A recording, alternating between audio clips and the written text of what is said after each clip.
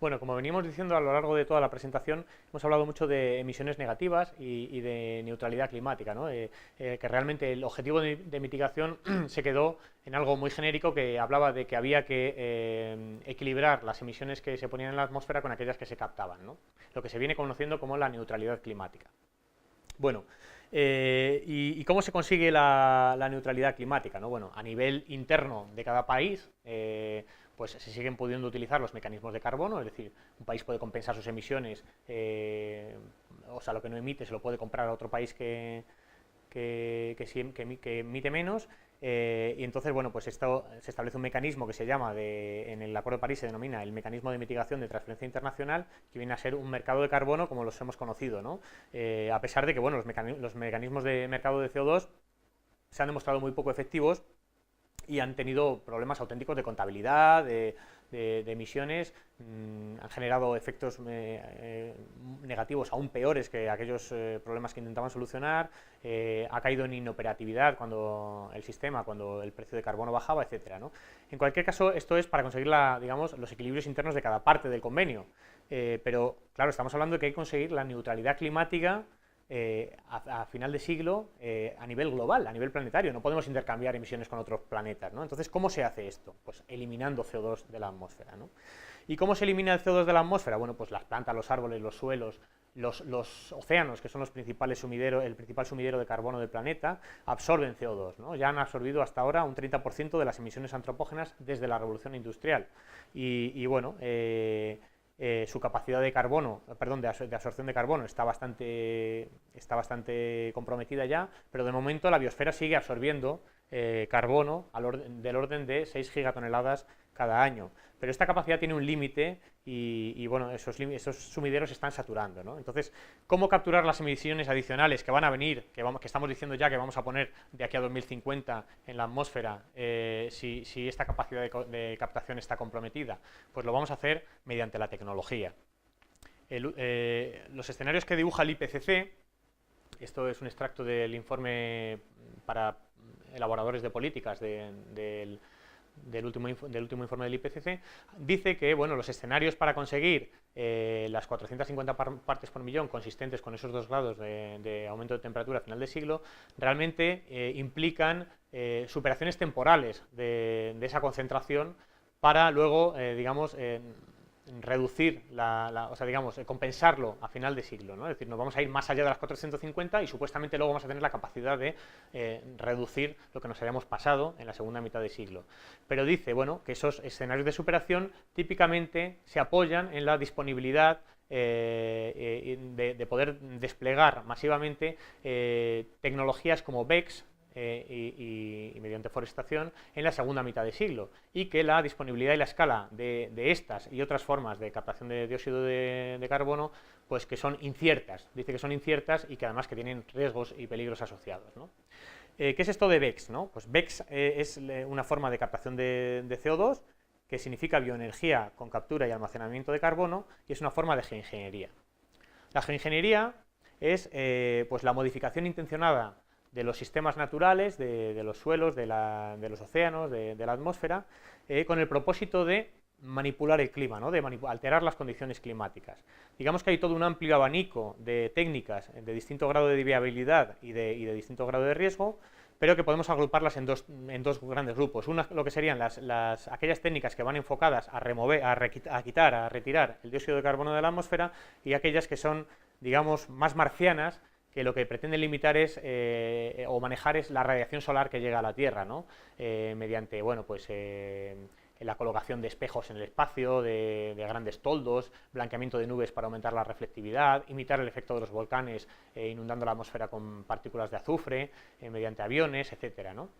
Bueno, de momento estas técnicas están prohibidas, afortunadamente, pero la presión de grandes empresas por desarrollarlas y por tumbar estas prohibiciones que existen es muy grande, ¿no? Bueno, en relación, lo que estamos hablando es de una técnica de captación de carbono, que digamos que tiene más aceptación social, y bueno, realmente hay que decir respecto a la captura de carbono que lo que se trata es de acoplar una técnica para que el carbono que sale por las chimeneas de las centrales térmicas, pues lo retiramos antes de que llegue a la atmósfera, y ese carbono, ese CO2 es transportado y es inyectado en formaciones geológicas profundas, ¿no? Evidentemente es un proceso químico que es energéticamente costoso y en el que el transporte y el almacenamiento no están en absoluto exentos de riesgo y que evidentemente deja un legado terrible a las generaciones futuras, porque claro, eso es un riesgo el tener el CO2 almacenado ahí, que cualquier desastre natural o intencionado, ¿no? Un ataque terrorista, se libera todo ese CO2 de repente a la atmósfera y en cuestión de semanas la temperatura del planeta aumentaría, ¿no? Es decir, es un residuo muy peligroso. Además hay que decir que, bueno, que la captura de carbono se ha invertido mucho dinero, ha habido inversiones millonarias y ha sido una promesa tecnológica que ha sido un bluff, es decir, no ha ido adelante, solo se ha ensayado en procesos acoplados a térmicas de carbón, a centrales térmicas de carbón y a procesos de refinado de etanol.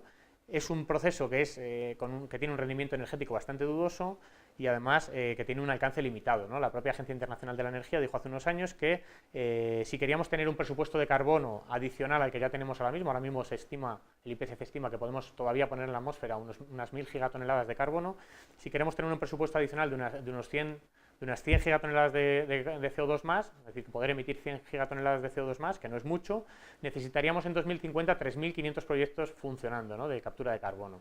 Esto sería unos 100 por año de aquí a entonces, ¿no? Actualmente hay muy pocas decenas funcionando y la mayoría están abandonándose porque no están funcionando y porque no tienen viabilidad económica, ¿no?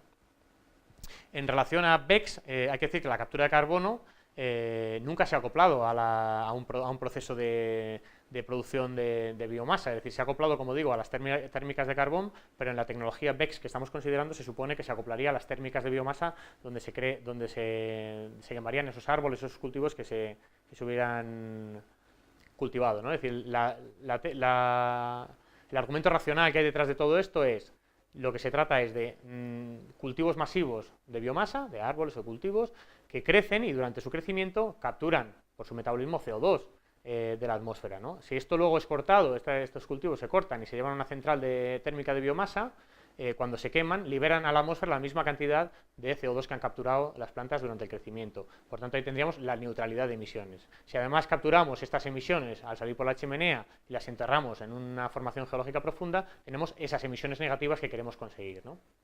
Hay que decir que, claro, estamos apoyándonos en una tecnología que nunca ha sido probada y además que tiene innumerables impactos posibles a nivel ecológico, ¿no? Hay algunos estudios que hablan que, por ejemplo, para capturar 1.000 millones de toneladas de CO2 necesitaríamos una cantidad de tierra fértil 33 veces la que estamos utilizando actualmente para los biocombustibles, que ya están teniendo unos impactos ecológicos, pero también desde luego sociales innegables, ¿no? Es decir, tenemos que desarrollar esto o desplegar esto a una escala inimaginable, no se puede decir que se pueda hacer ni técnicamente ni ecológicamente saliendo indemnes, ¿no? Por ejemplo, este mismo estudio también decía que las emisiones de óxidos de nitrógeno, claro, porque estos al final son cultivos, es decir, la agricultura tiene emisiones de óxidos de nitrógeno y también de otros gases, ¿no?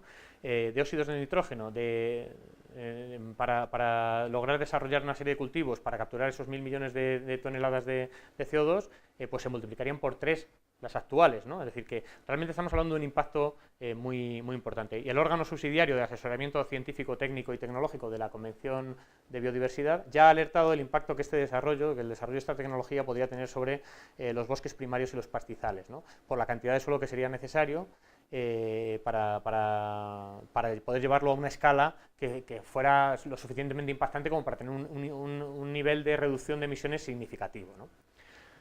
Además, como estos proyectos como digo, de captura de carbono no son viables, no se están demostrando viables económicamente, lo que se está viendo es que quizá la forma de hacerlos viables es, en lugar de ese CO2, inyectarlo en compartimentos geológicos y dejarlo ahí y vigilarlo, utilizarlo para lo que se llama la recuperación mejorada de petróleo, ¿no? La Enhanced Oil Recovery, que es un proceso por el cual las reservas de petróleo que ya han sido extraídas y que no han podido ser apuradas del todo, mediante la inyección de un fluido, en este caso el CO2, se pueden apurar y sacar las últimas gotas de petróleo, ¿no? Sería como la cucharilla que rebaña el fondo del yogur. Es decir, tenemos la paradoja de que estamos intentando desarrollar una tecnología que no sabemos si va a poder ser, y de hecho vemos que hay bastantes señales de que no va a poder ser, para huir de un modelo energético en que nos ha abocado a un cambio climático sin precedentes, y lo vamos a utilizar precisamente para seguir extrayendo y apurando esos combustibles fósiles, ¿no? Es una cosa un poco de locos, ¿no?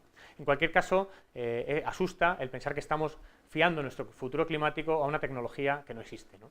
Como dice Kevin Anderson, el llegar a escenarios de mitigación realistas de los 2 grados dependen de emisiones negativas que son especulativas, es decir, esto hay que decirlo, porque parece que esto, por mucho hablar de ello, es una realidad. No, no existe, BECS no existe y es probable que no exista en el futuro, son especulativas o depende también de cambiar el pasado, que como todos sabemos eso no se puede hacer, ¿no? Por tanto, lo que hace es un llamamiento a la honestidad científica y que no se asuma tanto un escenario que es un poco idealista y que no se sabe si se va a tener, y dice, bueno, que los científicos tienen que hacer sus afirmaciones de forma transparente y que puedan defenderlas, no importa cómo sean de incómodas políticamente sus conclusiones, ¿no?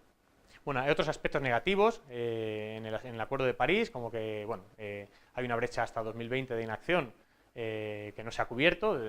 Mientras tanto seguimos tomando decisiones de aprobar infraestructuras energéticas, infraestructuras de transporte, etcétera, que nos van a condenar a más años de cambio climático.